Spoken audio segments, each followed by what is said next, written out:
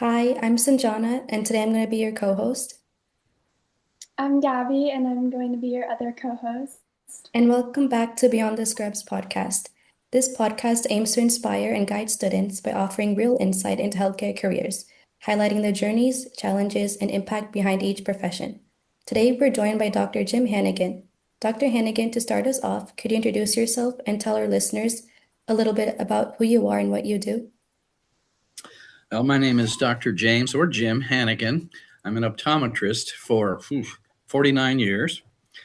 Um, I spread out my practice different ways. I spent 13 years in a private practice in Dallas, then made a good decision, moved to the Austin area and worked for a multidisciplinary group with many ophthalmologists and optometrists. Learned a lot, became a professor and a few other things, and it was a good move. And in the last 20 years, I went back into private practice as a way to ease out.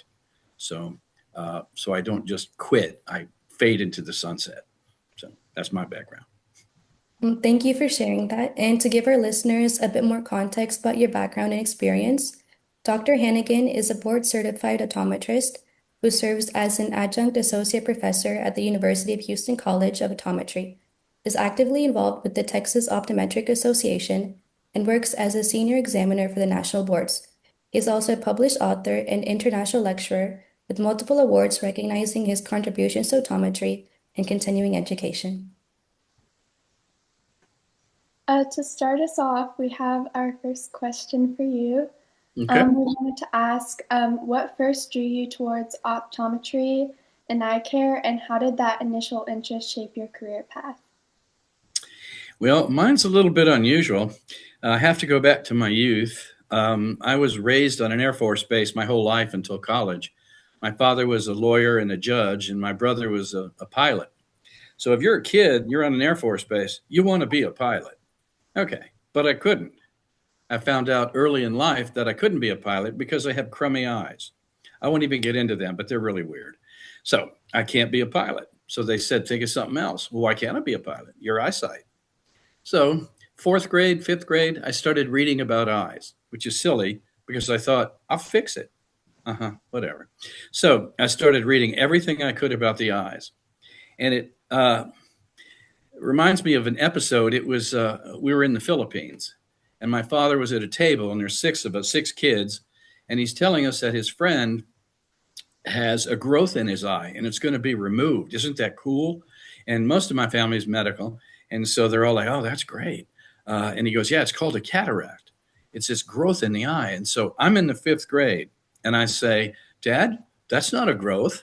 And he says, yes, son, it's a growth in the eye called a cataract. I said, well, yeah, I know what a cataract is, but it's not actually a growth. It's just a clouding of the crystalline lens. That was fifth grade. So from then on, I knew any papers I had to write, anything, I was fascinated by the eyes. So you could say the reason I became an optometrist is because I couldn't be a pilot. Very weird, but that's the story. That's such an incredible journey. What was it about this field that kind of made you thought, this is what I want to do long term? Well, one is I love the eyes, and the other, um, because of my eyes, they're weird. I'm not the best reader, so I wasn't going to be a lawyer or anything like that, but I excelled in math. I was very good in math, and I love biology. And so optometry to me is that equal combination of math and biology. So to me, it's easy to study for a subject when you like it. It's hard to study, even if it's an easier subject, if you don't like it. So optometry seemed to be natural to me, seemed to combine all the things I'm looking for. That's really cool. Thank you. You're welcome. For our next question, when students hear optometrist, many immediately think of eye exams or glasses. How do you usually explain what optometry actually involves on a daily basis? Well, I do admit that even when I graduated, my father always asked this question: why don't you go on to be an ophthalmologist? And I said, what do you mean? That's it doesn't work that way. So if you think about it, optometry is 4 years of education. All of it is on the eyes. All of it. If it's not on the eyes, it's part of the body that affect the eyes, but it's just eyes. So, medical school, how much of that is on the eyes? All of it? No, not even close.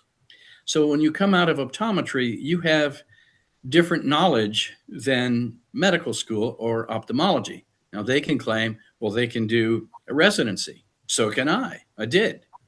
So the difference is that we have, I think, more experience on day to day things that show up at the office. Um, Occasionally, I get a patient who's wanting a second opinion because they were told they need a corneal transplant, the front of the eye. And my education says you don't need to do that for this. There's other ways to treat it. So ophthalmology isn't like optometry plus something else. It's just different. Some of my favorite ways to practice were with an ophthalmology group. Um, this is kind of silly, but the way I think of it is, y'all are kind of young, but if you ever remember a show a long time ago called ER, and they had Anthony Edwards and George Clooney, well, they were the doctors there. They saw all the emergencies. They had to figure out what was wrong and how to treat it. And they did almost all the time. Once in a while, they'd have to send the person up to surgery.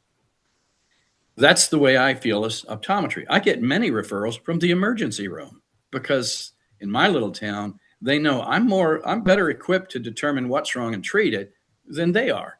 So it isn't that one is good and one's not. Some of my favorite practices are working with ophthalmologists. I have a surgeon for lids. I have one for cataracts. I have one for the retina. So I have different people that I refer to. So I'm sort of the gatekeeper, I guess you could say. And I like it. That's amazing to hear the difference between what optometry and optometrist and an ophthalmologist is, but also how they can work together to make patient care better. Absolutely.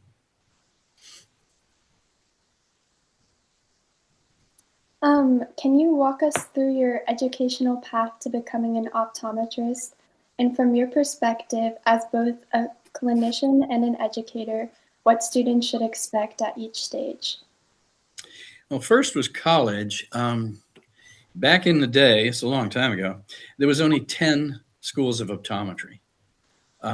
My father had just retired in San Antonio, and I knew that University of Houston had one of the better optometry schools in the country. So I decided to do my undergraduate at the University of Houston. If I wasn't optometry, okay, well, maybe I wouldn't have gone there. I don't know. Anyway, so I went there and got an 8-year degree. So college plus optometry school, I did it in 7 years. But normally it's an 8-year program. I just took a whole bunch of extra courses. So after that, I had to take national boards, regular boards, to become a licensed optometrist. Now, back then, we were more limited. So in a few years, we had to go back to school to get advanced licensure. One was to be able to treat all glaucoma. That was like 30 plus years ago. Okay. And then therapeutics to be able to treat all eye diseases and things like that. So there was sort of ongoing education. Today, that's all included in the 4 years of optometry. You don't have to go extra school. Then I was director of continuing education for the state of Texas. And they had even more degrees. You can get board certified, which is the equivalent of 4 more years of school. Well, if I'm director of continuing education, I felt like I should have as advanced degree as I can get in my profession. So I became board certified. So being a professor, that helped too. They give you extra credit for that too. So it's ongoing. I go to continuing education courses every year. So you keep learning more and more. But yeah, it was worth it. Okay. Thank you for that perspective on like what an ongoing career like actually looks like. Looking back, were there any experiences or decisions that ended up being more important than you expected? Yes. The first 13 years of practice was in Dallas. And it's what I don't know a better way to put this. Well, but most people think of optometrists Basically, you do eye exams, you dispense glasses, and you do contacts. I was doing a thing called orthokeratology in Dallas. I used a rigid contact lens to reshape the person's eye so they didn't need to wear glasses. That was a little unique at the time, but I was bored. Just which is better, one or two? I don't want to spend my life doing that. That's just me. So I left Dallas, and there was a practice in Austin owned by a very famous ophthalmologist, Doyle Leslie. He has 11 offices, optometrists, ophthalmologists, retinal specialists, everybody. So I applied for him. And I was surprised because when I was in the room with him applying, apparently there were many people applied. I don't think we got along. So he'd say, well, this is the way I would treat that. And I'd say, well, I don't agree with that. I'd treat it this way. And he'd say, yeah, well, what about this? And I go, well, what about that? And so when I left, I thought, we argued almost the whole time. So I drove back to Dallas. And when I got to Dallas, there was a contract waiting for me. And apparently what he liked is I stood up for myself. I didn't go, whatever you want, sir. Oh, yes, sir. I'll do whatever you say, sir. He knew that I had a different perspective and he liked it. So he hired me. So I went there, and that was a great move. If I didn't do that, I wouldn't have been a professor. I wouldn't have been the boards. I wouldn't have done any of that stuff. But working in a group like that, where there's ophthalmologists and optometrists, that's what I liked, because I got to practice everything. It was not, which is better, one or two all day, and that's okay for some. But for me, I wanted medicine too. I realized too that living in a city, you're less likely to get emergencies because they will go to the ophthalmologist. Don't blame them. But if you live in the suburbs of a city, people go to you for all red eyes and all emergencies, and I can handle 99% of those. So 4, maybe 5 a day, piece of metal stuck in the eye. Yeah, that stuff is a piece of cake.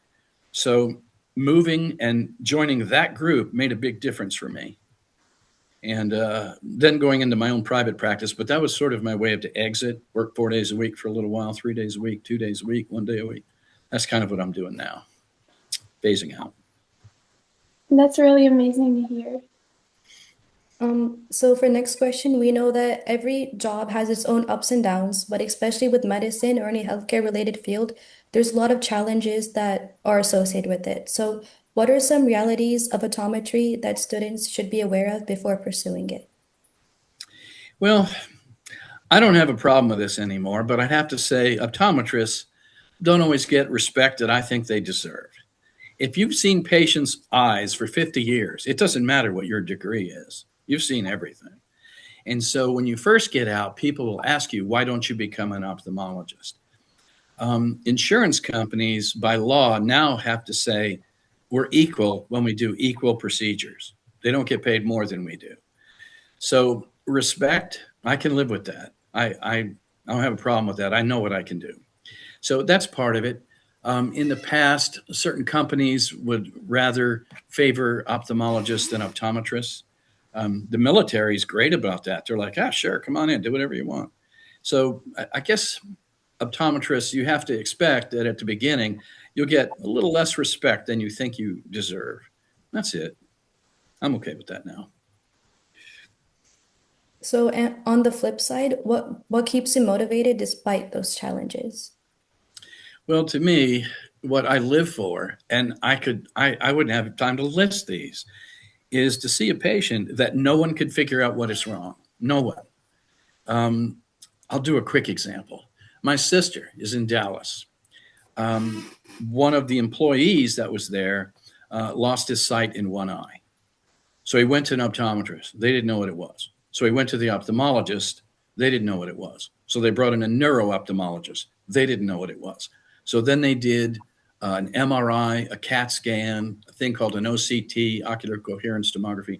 They did all these tests and they couldn't find anything wrong. So they just said they don't know. So my sister goes, I'm going to send him to my brother. And I'm thinking, what am I supposed to do? He had this really thick folder. So the guy comes in. Well, being old school, I have high-tech stuff. I have scanning lasers and things like that. But I have a thing called a retinoscope. It's a glorified flashlight, but you can get behind the light. Okay. And so the first thing I do for every single patient is I look at their eyes with that flashlight. And what you see is red eye.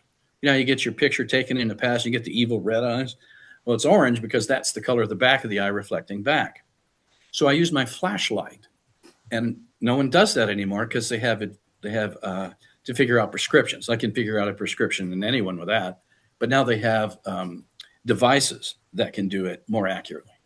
But when I do that, I saw his red reflex, and I saw a little circle inside the red reflex. Oh, I know what that is.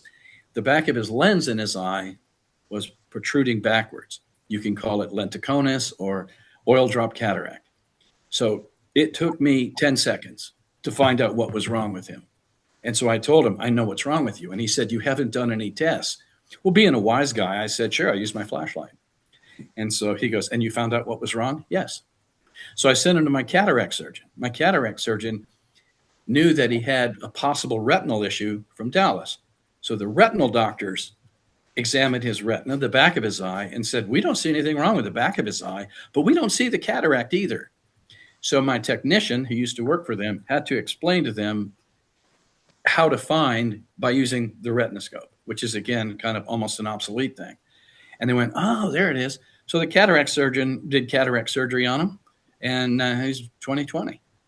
So those are the ones I eat up. I want to see one that no one can figure out. And I got a bunch of those. And I'm sure every doctor in every profession has the same thing. But those are things that make me very happy. And that's going to be hard to walk away from in the future. It's nice to see how you can get creative with healthcare and how you can try new techniques to like have a better outcome for your patient, and also how like the ups associated with your job can really have an effect on you and make those downs like feel like not as a big impact as they were now compared to the past. Is there a particular patient experience or moment in your career that really reminded you of why you chose optometry? There are so many. I told you one. I'll give you another one. It was a 10-year-old. She came to me for a regular eye exam, and she was 20/20. She had excellent eyesight, straight A student. She comes back to me about 6 months later, and her vision is 2100. It's definitely worse in her eyes.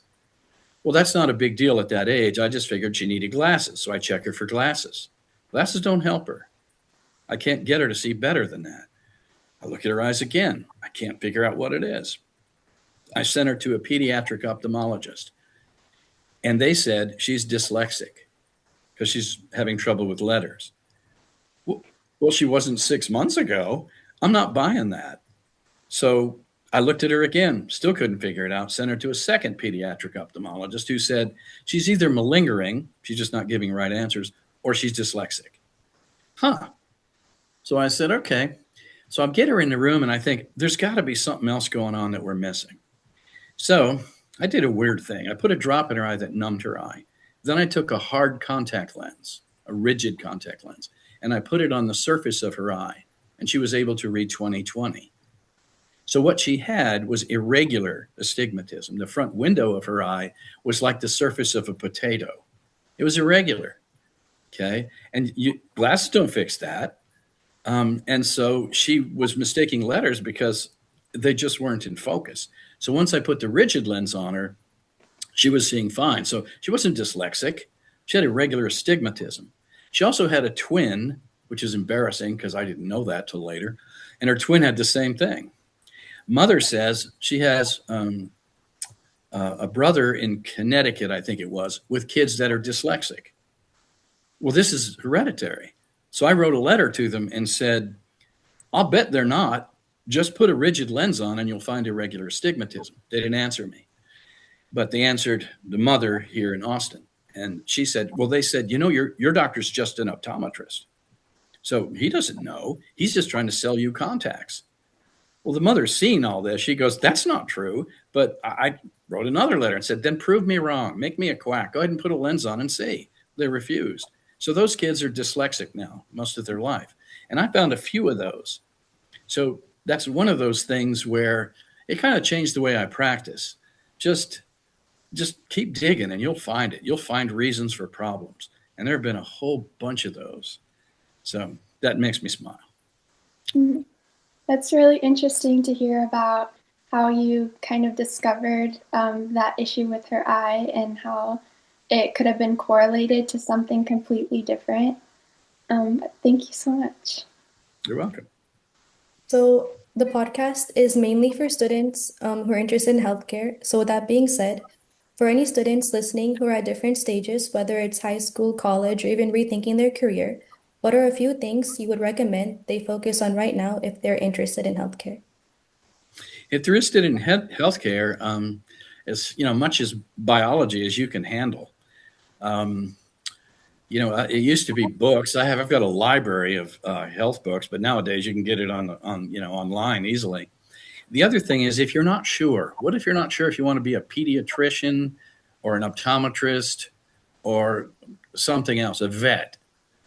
So what do? Even in high school, find somebody local and ask them if you can shadow them.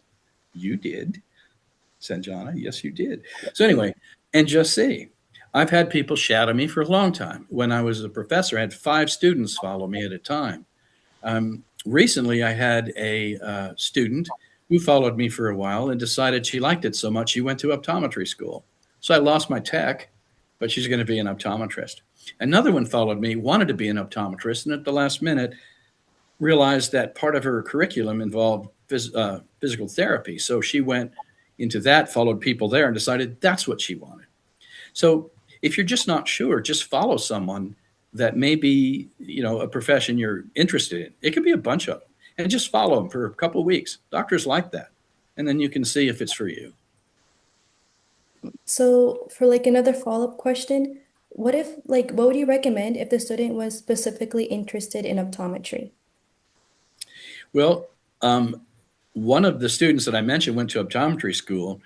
She graduated from University of Texas with very high grades. And she was pretty smart. And what she wanted to do, she knew that I had trained people, is she wanted to work with me for a year and a half, 2 years, somewhere around there. And so she not only tailed me, but she started doing some of the procedures as a tech. And by the time a year and a half came by, she can do everything. She knows how to refract, which is better one or two. I'd have her look at things in the eyes. I'd have her pluck eyelashes that are curled backwards. I'd have her do things that students would do in their 3rd year of optometry. Well, she was doing it and didn't even start the school yet. So when she went to school, to optometry school, she said the first week or so, nobody liked her because they'd always come up with something like, here's an instrument. I bet no one knows what this is. And she'd say, oh, I know what that is. And then she'd go into how to use it. And everybody gave her a dirty look. I would have, because you always think everybody there is smarter than you. And so everyone a week or two later wanted to be her study partner. Okay. And then a week or two after that, she was voted class president. So she went into optometry school having all of that. So even if you're in high school, I've had people come after school. Saturdays were open a little bit, and just do as much as they can, follow everything. So when they go into optometry school, unlike me, I went in, I didn't know the name of any equipment. I just read a bunch about eyes. And so they were ready. So prepare. If you want to be an optometrist, follow an optometrist as long as they'll let you. And you can get paid as a technician and learn all the instruments and decide, if that's really what you want. Thank you for sharing that. I'm sure anyone who's listening right now is probably going to follow your advice because if you're interested in something, you should do anything in your like anything you'd like to develop that interest, learn from it, and benefit from like your experiences and everything. So, from your experience mentoring and evaluating students, are there any habits or mindsets that consistently set successful students apart? A lot of it, I think, is that they just love optometry. They love what they do, and they're interested. They want to follow. They want to see things. They want to go, oh, next time you get one of these ulcers, can I see it? Yes. They don't just go through the motions. Optometry pays well when you get out of school. The negative is that I gave a talk to a 4th year class and asked how many of you in the audience here have loans. Every hand went up. If it's below 20,000, lower your hand. One or two went down. Most people have a really big loan, like 100,000, something like that. I didn't have that. That was just weird. So, trying to get as much information, trying to follow optometrists as much as you can, apply to different schools, see if you can get some kind of a grant or any scholarship. There's tests that you take, this OCAT, before you go to optometry school. So if you follow a doctor for a while, you're going to have a big advantage there, and you can kind of show higher grades and more likelihood that you can even get some of the tuition paid for. One other thing too, I'm thinking about it.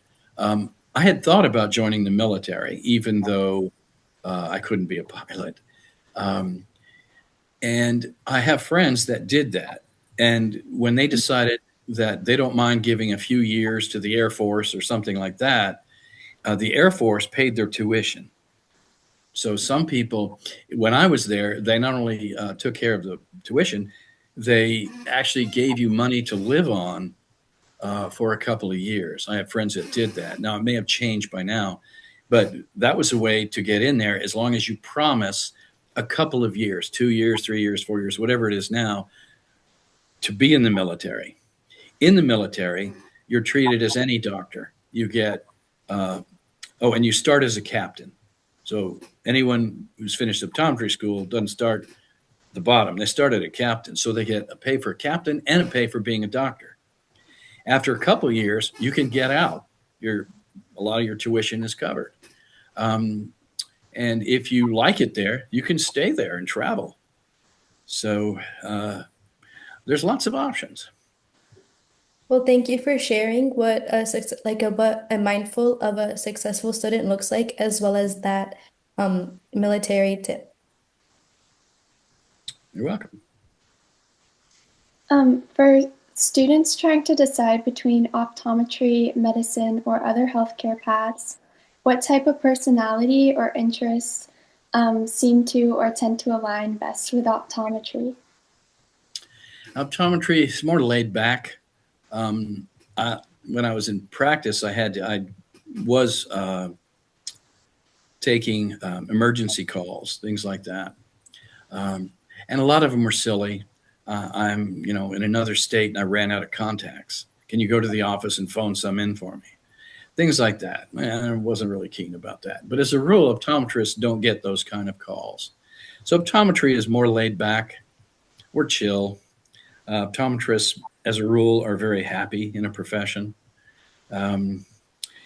Ophthalmology, medicine, it's going to be more stressful. Some people love that. They eat that up. And so an optometrist is a physician. All insurance companies, the government, everyone considers us a physician. And again, about 50% of my practice is medical.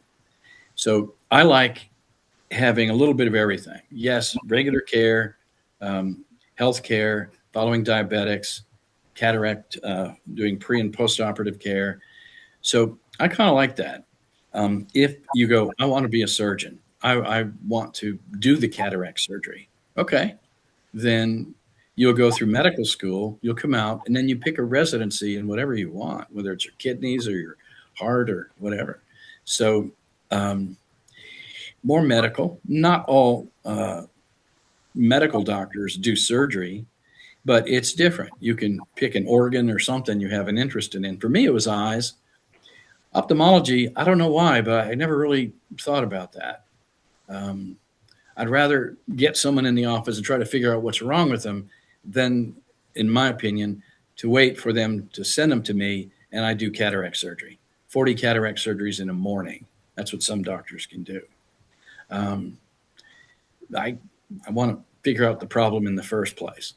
So that's for me. But if you're not sure, if you go, well, I don't know if I want to be an optometrist or an ophthalmologist, well, follow both.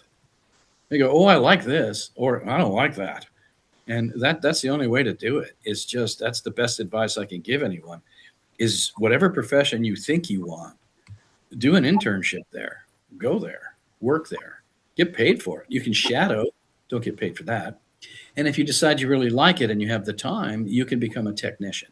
Technicians get decent pay and they learn, like the one who stayed out a year and a half. If I ask her, was that a good move now? She'd say, yeah, that was a great move because she excelled in school. She knows what to do already. It's not fair to the others. Um, so shadow.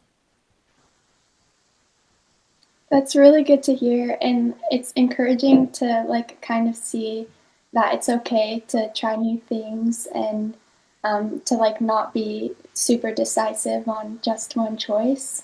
Mhm. And yeah, I think that the shadowing opportunity seems really amazing. I agree. How has a career in optometry shaped your lifestyle and work-life balance? And was it what you expected when you were a student? Well, my case has been very weird because optometry way back um, didn't have the freedom to do things.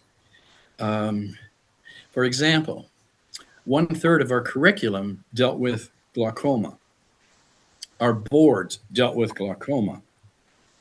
We had more schooling on glaucoma than a medical student, but we could not treat medicine, uh, could not treat glaucoma. They could.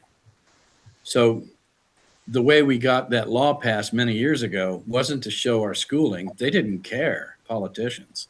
And it sounds very bad, but I was involved into this. You do a fundraiser and you drop a bunch of checks on their desk anyway and say, we want this bill passed. And then you can say, here's our hours, here's this. That's how we got that passed. So when I started, I wasn't able to treat glaucoma. There was a lot of things that I couldn't do. So it evolved over time. And now it depends. There's a variety of the ways to practice. If you're happy. Now, I don't really think there's people go to malls anymore, but there were a lot of doctors who love working in a mall. They got good pay. They can take a break and go shopping. They can hang out. And if that's what they want, that's wonderful.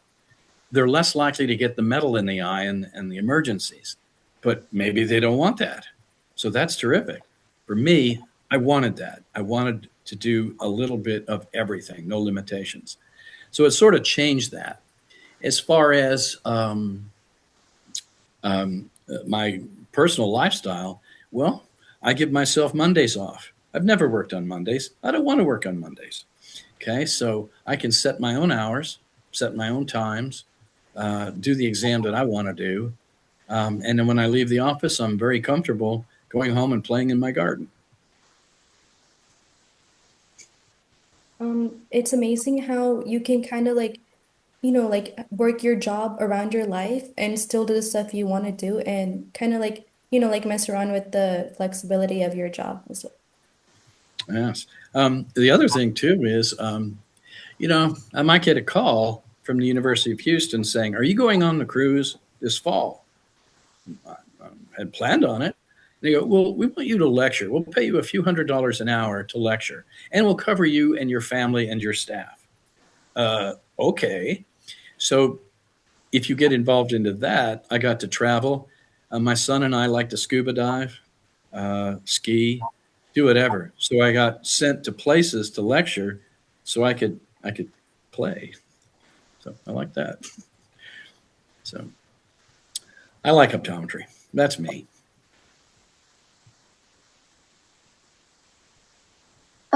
That's great to hear. With advancements in technology and healthcare, how do you see optometry evolving in the future, and what does that mean for the students entering the field? It's going to be way more high tech. There are so many high tech devices now that when I get a student in their third or fourth year of optometry coming to me for an internship, I go, well, here's a scanning laser. You have a lot of experience with that? No, they don't let us use it sometimes because they're afraid we might damage the machine. Huh? I don't like that. But the devices are crazy. I'm on my sixth generation of scanning laser. It can look inside the eye, break it down into layers, and we have devices that can tell us your glasses prescription. We have devices that can tell you if you have glaucoma. A visual field test can tell you not only if you have a brain tumor, but what part of the brain it's located. So all of this super high tech stuff. Some of it, in my opinion, is high tech to impress the patient. Look what this can do. Yeah, but is it any better than the old way? No, maybe not. But it's going to be so high tech. I made a joke about this a few years ago about eventually we have LASIK now. LASIK works. You can go up to a 7-Eleven, put in your credit card. What can I help you with? I want to change my prescription. Okay, look in this device. This is actually possible right now. And it can tell your prescription, okay, which is not that hard. It's called an autorefractor. So it says, okay, I see that your right eye's nearsighted. Would you like me to fix that? Yes. Okay. So a laser, which now works on the surface, can work a little deeper into the eye and fire for about 20 seconds. You're done. Have a nice day. And you walk away. So that sounds silly, but that's in the future, is the super high tech stuff. And so any lecture I gave on this said, don't lose your skills. You know, if I can take my little flashlight, go to a nursing home, find someone who can't speak English and is incapacitated, and I can still tell their prescription, that's going to be tough to get them in a machine that can tell me their prescription. So don't lose your personal skills. You want to combine skills from the past to technology in the future. Mm-hmm. That's really interesting to hear, and I think that it will give students entering the field something to be excited about, but also make them feel like their skills are going to be valued in the field. I agree. If you can go back and speak to yourself as a student, what's one piece of advice you'd give? That's a tough one. I probably would have tried to get more involved and probably would have left Dallas a little sooner. I would have tried to seek out a practice that I fit in. So when I joined this multidisciplinary group, there was 8 to 10 optometrists already there. I don't want to be arrogant or brag about it, but I really got into it and I really liked it. And I did some things for that group that were published, things that had never been done before on eyes after an old procedure called radiokeratotomy.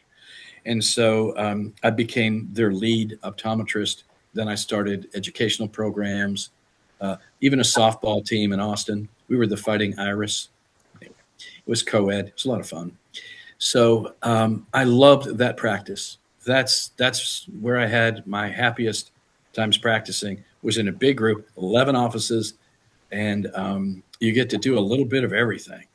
I would have wanted to do that sooner. That's really about it. I really don't regret much of anything. A lot of people like make mistakes in the present and they only realize it in the future, and but by the time they realize it, they know they can't do anything about it. So it's nice to know, like from your experiences and like students listening today, how they can integrate what you said into their lives and not make the same mistake. So thank you for sharing that. You're welcome. To students who may feel overwhelmed, unsure, or hesitant about pursuing a medical career, what would you want them to hear? Well, if you didn't, you're not normal. So my first day in optometry school, I did well in college. My first year in optometry school, there was only 65 in the class. At that time, 650 applied. So I just remember looking around the room thinking, I'll bet everyone in this room is smarter than me. Everyone is smarter than me. I don't know.